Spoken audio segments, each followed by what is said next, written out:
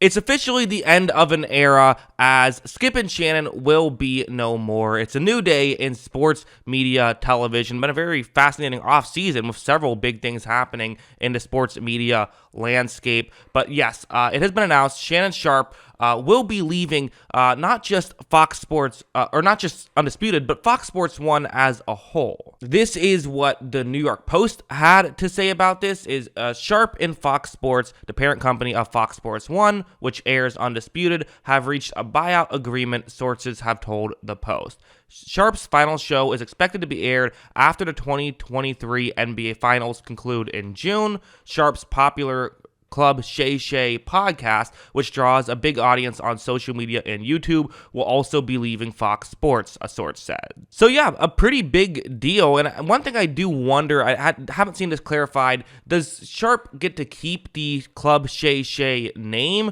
or does that still go under the Fox umbrella? If he wants to create, continue podcasting, does he have to call it something different? Either way, Shannon Sharpe is going to be fine. He is a massive star with a massive fan base. Both of these guys are still going to be very successful, but I do wonder how they're successful they're going to be apart from each other, as I do think that they had a very unique dynamic, and something will probably be lost now that they are gone. I think the question a lot of people have is, why did this happen? Why is Sharpe leaving Undisputed? And first, people had speculated about the sour relationship, and I was kind of initially saying, okay, well, that's the juicier story, but we don't know if that's actually true. However, looking more into it, it seems like there's maybe not for sure fire there, but there's certainly a lot of smoke and probably some fire. In fact, I would say I do believe that at least part of the reason why Sharpe is leaving Undisputed is because of his now sour relationship with Skip.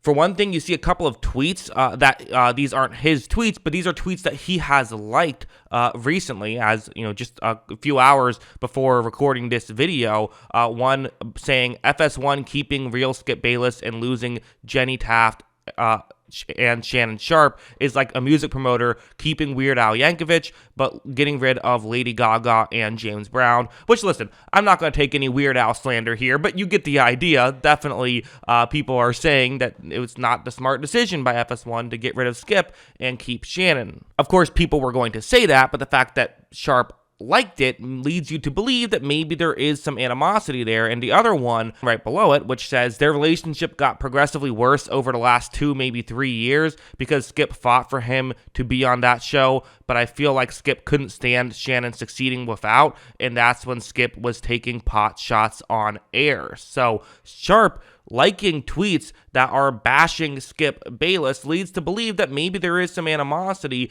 And going back, people have gone back and looked at specific clips, and you can see where some animosity could have started from. I'm going to show just a couple of clips, but the first one, it needs a little bit of setup, so allow me to do that here. This was after the infamous Skip Bayless tweet where Skip had tweeted out about Damar Hamlin. When Hamlin got hurt, he said, I know people are going to just say we should not play the game, and I'm paraphrasing here, but something along the lines of, I know people are saying we should just not play the game, but how are you going to do this? How is this going to work? It's a very important game, although it all seems so meaningless now, which was a tweet that got a lot of criticism. And then the next day on Undisputed, Sharpe did not show up to work, and nobody really knew why in the public. We're assuming FS1 knew why, but we did not. And so when he came back, he goes on a bit of a monologue explaining what happened, but is interrupted by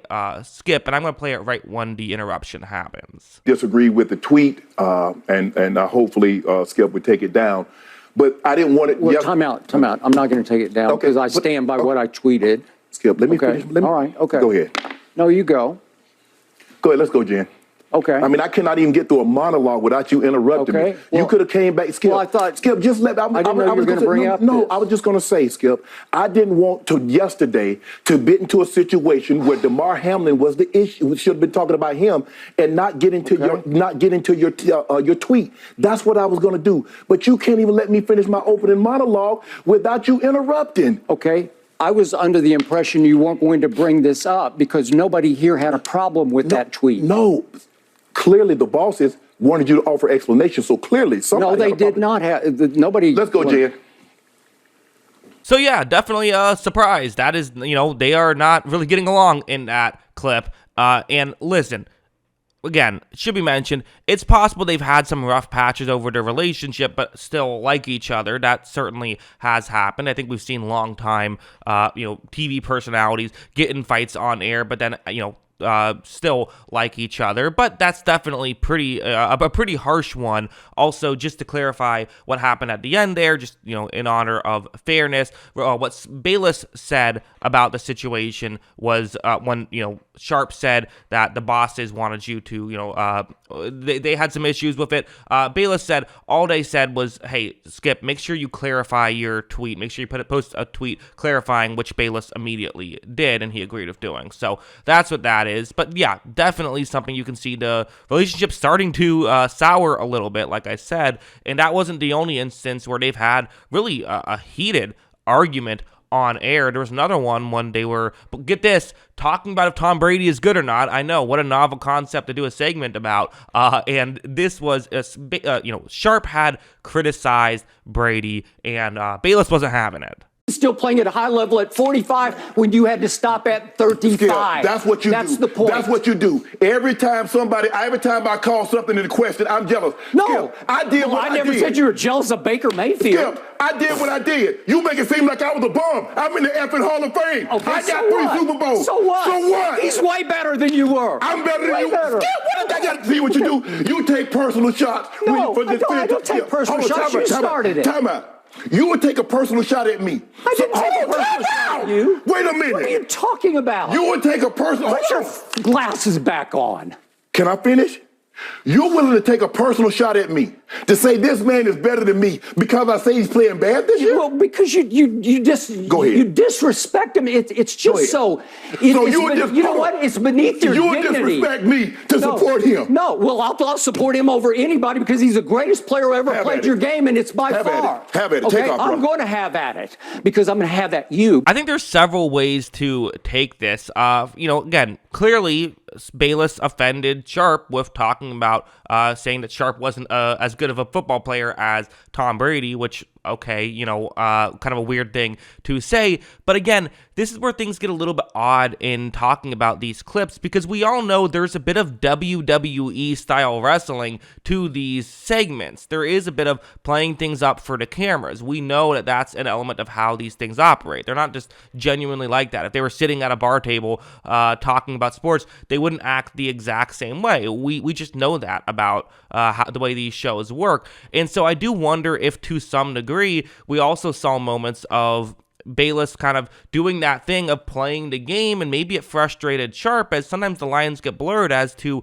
what do you actually mean and what are you just saying on camera, which makes it just a unique scenario that I don't know how fully we evaluate. But I guess there's several ways to look at it. First, we can talk about the who is right and who is wrong, and I do think that, again, one of my issues with Skip Bayless, who, as a whole, I think there's things that he does that I do think are intentional. I think he does know how to be a heel and does play that role very well. The one thing that I kind of agree with Shannon Sharpe on is I don't like how he makes personal shots. I've never liked that about sports media people in general. If you look at this channel, I can't think of a time. It's possible I've made a joke here and there, but for the most part, I never made a serious personal shot about a single player. That's not something that I do on this channel, and it's something that Skip Bayless has just done over the course of his career.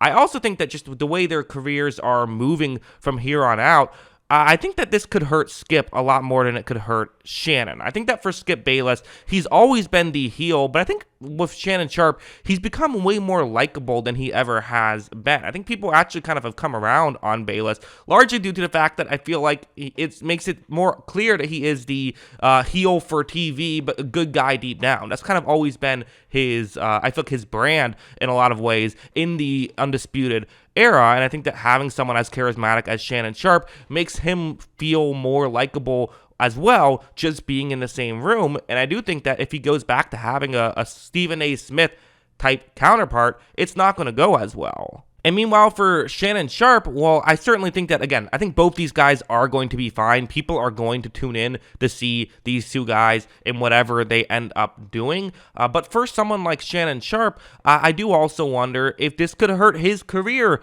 a little bit in the broadcast industry of their, I think there was a really good fit of him kind of being the sort of the face of the show in a way, of the, not as in he was the guy you tune in for, he was one of the faces, but I mean in the wrestling, using wrestling terminology of he was the hero to Skip Bayless's villain in a lot of scenarios, and getting rid of that dynamic. Will there be another villain that can take that place, or does he become the villain on a different show? I do wonder how that works. I'm not saying it can't work. I think he's very talented. I think he'll be successful at whatever he does, but it is going to be a different dynamic, and I do think this is going to, at least in the short term, damage both of their careers. But at the end of the day, if Shannon Sharpe doesn't like working with Skip Bayless anymore, he has the money to say, you know what, I'm going to go do something I'm happier doing, and can't really blame him for that. But just a very unique scenario that we don't see too often. So I wanted to make a video about it, talk about what we know. And again, it is worth mentioning